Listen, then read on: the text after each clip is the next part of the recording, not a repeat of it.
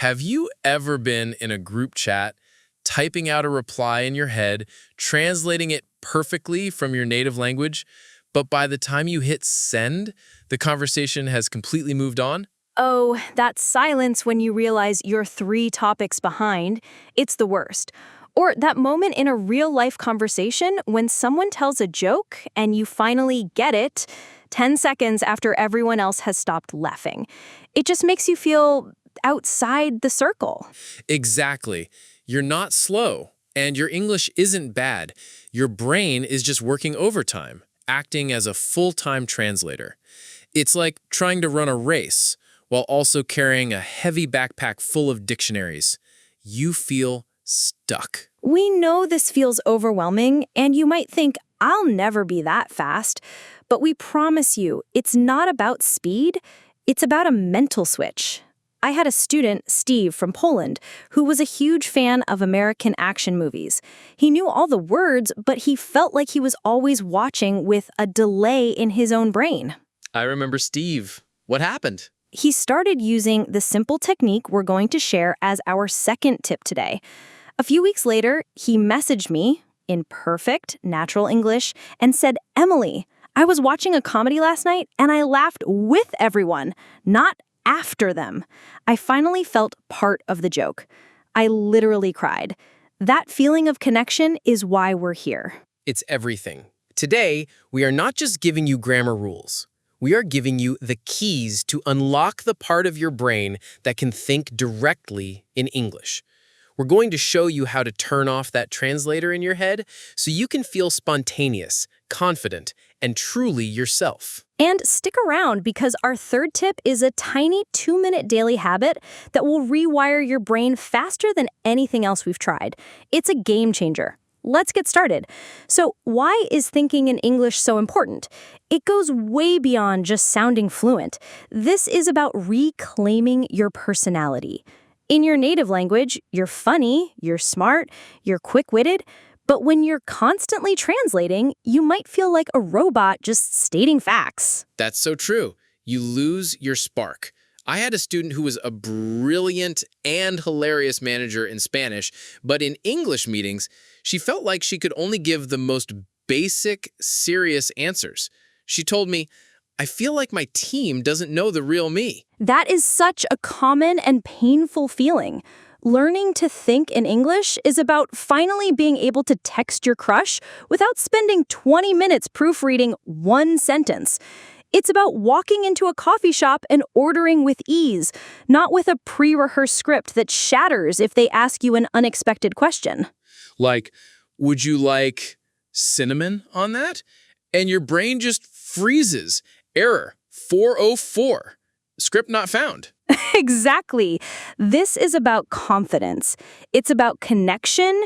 It's about the joy of sharing a thought the moment you have it, not the moment you finish translating it. It's about belonging. When you can think in a language, you can live in it. Well said. So before we give you the solutions, we need to talk about the roadblocks. There are 3 common mistakes that keep learners stuck in translation mode forever. Let's break them down so you can avoid them. Okay, mistake number 1 is what we call the word-for-word trap. This is when you translate phrases directly from your native language, assuming they work the same way in English. They usually don't. Oh, the stories we have about this. My student, Maria from Mexico, was a classic example. She was trying to express that she was happy and excited. In Spanish, you might say, "Me siento emocionada." So she kept telling her new American friends, "I feel myself emotional." Oh no. Yeah, her friends were so confused. They thought she was having a very intense personal crisis. She meant, "I feel excited," but the direct translation created a completely different and very awkward meaning. This happens because you're thinking in Spanish sentence structure, not English. This leads us right into mistake number 2, the study mode mindset. This is when you treat English like a school subject. You only turn on when you're sitting down with a textbook or an app. You do your Duolingo lesson for 15 minutes, you close the app, and your brain immediately switches back to your native language for the other 23 hours and 45 minutes of the day. Exactly. You're telling your brain, English is for that desk at that time. It never gets the chance to become a part of your automatic subconscious thinking. It remains a special occasion language. A student of mine, Kenji, watched hours of American TV shows every week. He thought, I'm immersing myself. A lot of students think that, but here's what most learners miss. He was watching with his native language subtitles on. His brain wasn't working. It was just relaxing, listening to the English sounds while reading in Japanese. His thinking was 100% in Japanese. It's passive consumption, not active training. And that brings us to our third and maybe most important mistake, the fear of sounding dumb. This is the voice in your head that says, wait, check that grammar. Is that the right word? Oh, that sounds stupid. Don't say anything. It's paralyzing. This fear forces you back into your native language where you feel safe and competent. You'd rather say nothing at all than say something imperfectly in English. We had a member of our DialogueBoost community, Chloe from France, who was brilliant. Her written English was perfect, but in conversation, she would just freeze. She later told us she had entire conversations in her head in English, but she was too scared to let them out. The fear of making a small mistake was so great that she chose silence. That breaks my heart because it's so common. But you're not just learning, you're joining the DialogueBoost family. And in this family, we understand that making mistakes is not a sign of failure. It's a sign that you are trying. It's a sign of bravery. Yes, so let's turn these mistakes into victories. We have 4 practical, step-by-step solutions you can start using today to train your brain to default to English. All right, our first technique is simple, powerful, and you can do it anywhere, anytime. We call it narrating your life. The goal is to start an inner monologue, a little voice in your head that describes your actions and surroundings in simple English. And we mean simple. You don't need to be Shakespeare. If you're making breakfast, your inner monologue could be, okay, I am opening the fridge. I see milk and eggs. I will take the eggs. Now I am closing the fridge. I need a pan. That's it. It feels silly at first, but you are actively building new neural pathways. You're connecting actions directly to English words, completely skipping the translation step. No voy a la nevera to I'm going to the fridge. Just I'm going to the fridge. It trains your brain to see the world through an English lens. You're not studying, you're just living. Try it for 2 minutes while you brush your teeth tonight. I am putting toothpaste on the brush. I am brushing my teeth. It's that easy. Step 2 is a game changer for your vocabulary. It's called the picture-word connection. The rule is simple. When you learn a new word, you are not allowed to connect it to the word in your native language. Instead, you connect it to a picture, a feeling, or a concept. This is so crucial. Most of us learn like this. Shows a graphic on screen with manzana, arrow, apple. We create a bridge between the two words. The problem is, to say apple, your brain has to run across that bridge every single time. It's slow. We want to demolish that bridge. From now on, when you learn the word apple, you look at a picture of a red, juicy apple.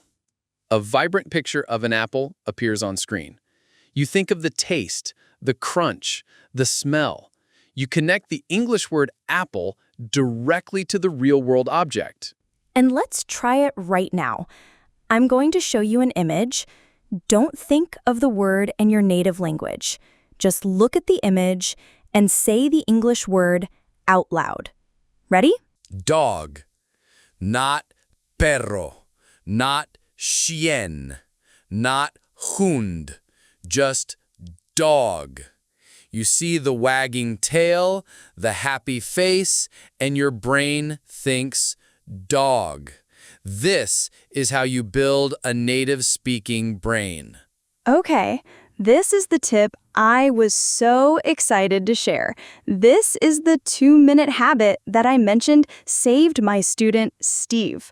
We call it the 5-minute English bubble. It's about creating a small, sacred space in your day where only English exists. A bubble. I love that. So it's not about changing your whole life. Not at all. It's the opposite. It's small, so you'll actually do it. Choose one simple activity you do every day. Making coffee, walking to the bus stop, watering your plants. For those 5 minutes, you enter your English bubble. What does that mean, enter the bubble? In the bubble, you are only allowed to think in English. You can use our first technique, the inner monologue. I am pouring the water. The coffee smells good. You could also change your phone's language to English for just those 5 minutes. You could listen to one song in English and try to catch the words. Wait, Emily. Let me show you what happened to me last week when I tried this. I chose my morning dog walk as my bubble. At first, my brain kept slipping back into Spanish.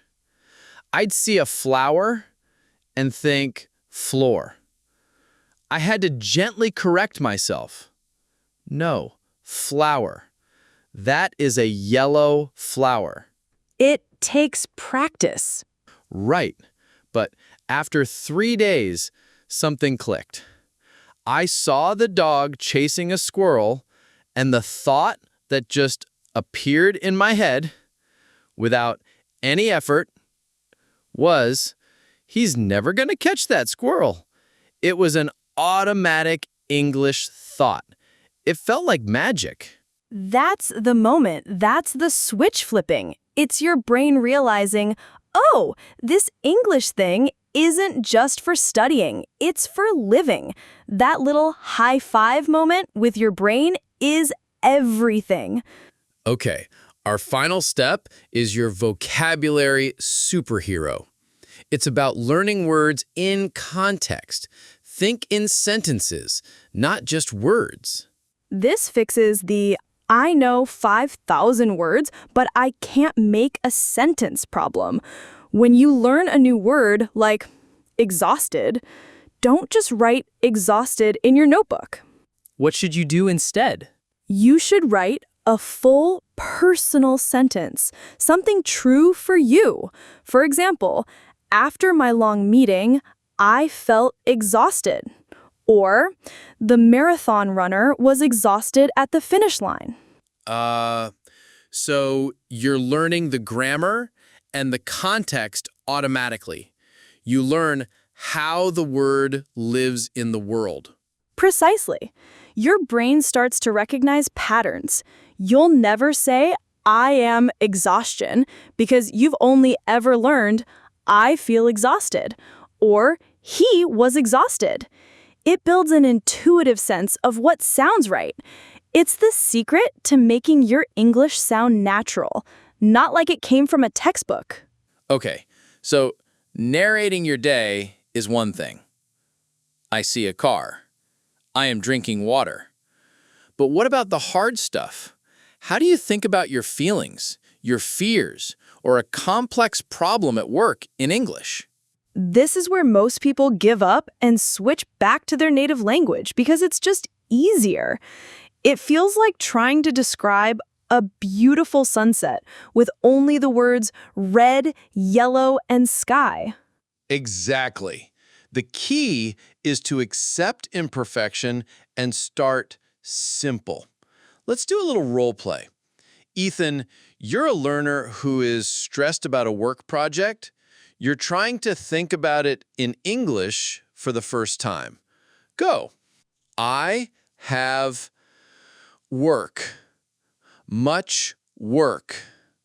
Project is big. My boss, he wants. Now. Ugh, this is too hard. In Spanish, I could explain all the details, the pressure, the problem with my coworker. In English, I sound like a child. I hear you. That frustration is completely normal. You feel like your intelligence level drops. But let's not aim for a perfect, complex paragraph. Let's aim for one true, simple sentence. Forget the boss. Forget the coworker for a second. How does the project make you feel? Use a simple feeling word. I feel stressed. Perfect. Hold on to that. I feel stressed. That is a 100% correct, natural English thought. Let's add one more piece. Why? I feel stressed because. I feel stressed because the project is very big. Wonderful. Look at that. You just expressed a complex emotional and professional situation in a clear, simple English thought. It's not the full, detailed story you could tell in Spanish, not yet, but it's a start. It's a foundation you can build on. Wow, that actually felt so much better. The goal isn't to instantly have the same level of complexity.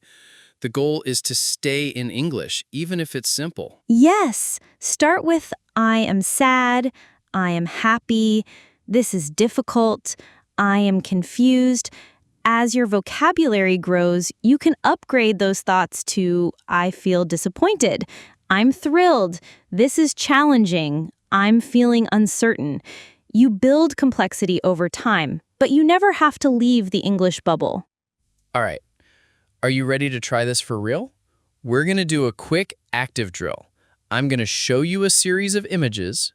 For each one, you have 5 seconds to form one simple English thought in your head. Remember the rules. No translating. Don't worry about perfect grammar.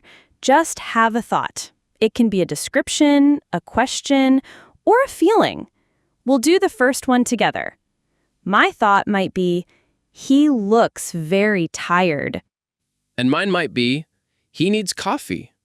Both are perfect. See? Simple. Okay, you're next. 3 images, 5 seconds each. Let's go. Pausing now. How did that feel? Was it a little strange? A little difficult? That's okay. You're doing amazing. The fact that you're trying is what matters. Let's do one more. Great job. Maybe for the cat, you thought, the cat is cute. For the cake, I want to eat that. And for the person, she got a good message. Whatever you thought, you did it. You had an original thought in English. You just took a huge step forward. We have covered so much today. We talked about the frustrating feeling of being stuck in translation mode. We identified the mistakes that keep you there, like word-for-word translating and the fear of being imperfect. And we gave you 4 powerful tools to build your new English thinking mind: narrating your life, connecting words to pictures, creating your 5-minute English bubble, and learning in full sentences. These aren't just tips. This is a new way to approach your language learning journey. It's about integrating English into your life, not just studying it. It's about giving your brain permission to be a little messy and imperfect as it learns a new way to operate. The next time you feel that panic in a conversation, that urge to retreat to your native language, just take a breath and have one simple English thought. This is interesting. I am listening. What did he say? Start small. Because today, you didn't just learn a few English tricks. You gained a pathway to freedom. The freedom to be spontaneous. The freedom to be your funny, smart, authentic self in another language. You gained the freedom to connect, to laugh at the joke at the same time as everyone else, to share an idea the moment it sparks in your mind.